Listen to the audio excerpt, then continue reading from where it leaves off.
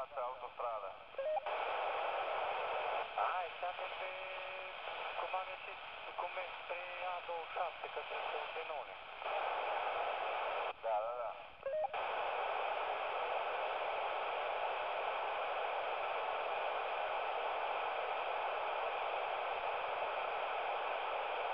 Cât mai este până la Gonaste, până la Peco?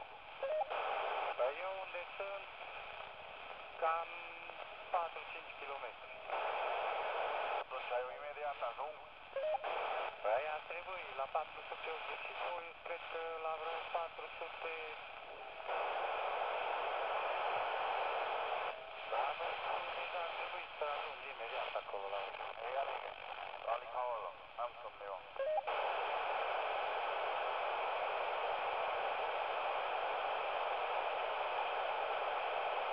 Nu mă auzi bine?